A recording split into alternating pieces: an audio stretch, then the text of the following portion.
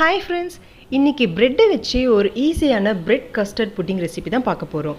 குழந்தைகளுக்கு ரொம்பவே ஃபேவரட்டான இந்த ரெசிபி ரொம்ப குயிக்காவும் வீட்ல செஞ்சிடலாம். ஈவினிங் ஸ்நாக்ஸ் டைம்ல குழந்தைகளுக்கு இதை சட்டுன்னு எப்படி செஞ்சு கொடுக்கலாம்னு பார்க்கலாம் வாங்க.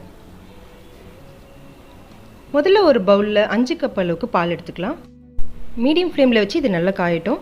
அடுத்ததாக ஒரு பவுலில் 4 டேபிள் ஸ்பூன் அளவுக்கு கஸ்டர்ட் பவுடர் எடுத்திருக்கேன். இது வெனிலா ஃப்ளேவர்னு எடுத்திருக்கேன். உங்களுக்கு எந்த ஃப்ளேவர் வேணாலும் யூஸ் பண்ணிக்கோங்க.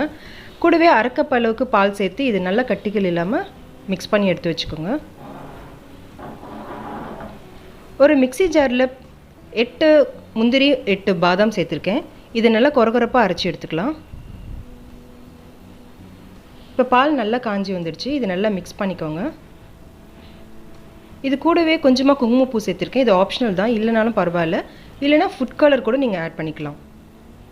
இது நல்லா லோ ஃப்ளேமில் வச்சு நல்லா கொதிக்க விடலாம். இப்போ 1 கப் அளவுக்கு சர்க்கரை சேர்த்து இதையும் நல்லா கலந்து விட்டுக்கலாம். அடுத்ததாக அரைச்சி வச்ச நட்ஸ் பவுடரை சேர்த்துக்கலாம். இப்போ இது கை விடாமல் நல்லா கலந்து விட்டுட்டே இருங்க, அடி பிடிக்காமல் பார்த்துக்கோங்க.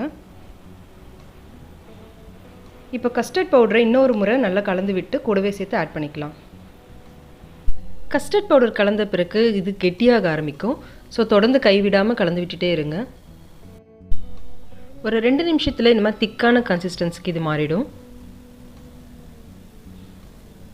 பாருங்கள் எவ்வளோ க்ரீமியாக இருக்குது. குழந்தைங்க ரொம்பவே விரும்பி சாப்பிடுவாங்க. கண்டிப்பாக ட்ரை பண்ணி பாருங்கள் ஃப்ரெண்ட்ஸ். இப்போ ஸ்டவ் ஆஃப் பண்ணிவிட்டு இதை நல்லா ஆற வச்சுக்கலாம். பிரெட் பீசஸ் எடுத்து 2ஆக கட் பண்ணி எடுத்துக்கிட்டேன். பட்டரில் இது நல்லா டோஸ்ட் பண்ணி எடுத்துக்கலாம்.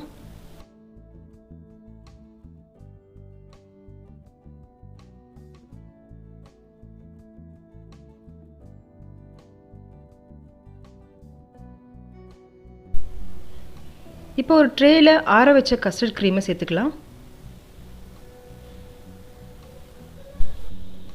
அடுத்ததாக டோஸ்ட் பண்ணி வச்ச பிரெட் ஸ்லைசஸை வச்சுக்கலாம்.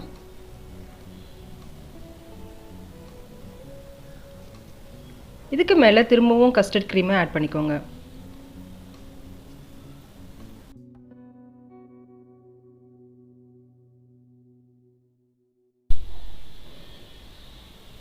மேலே அரைச்சி வச்ச நட்ஸ் பவுடர் கொஞ்சமாக சேர்த்துக்கலாம்.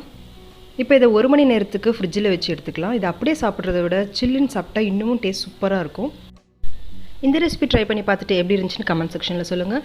இந்த வீடியோ உங்களுக்கு பிடிச்சிருந்துச்சுன்னா லைக் பண்ணுங்கள். அம்மாடி கிச்சனுக்கு சப்ஸ்கிரைப் பண்ணுங்கள். கூடவே பக்கத்தில் இருக்க பெல் பட்டனையும் ப்ரெஸ் பண்ணிக்கோங்க. Thank you friends.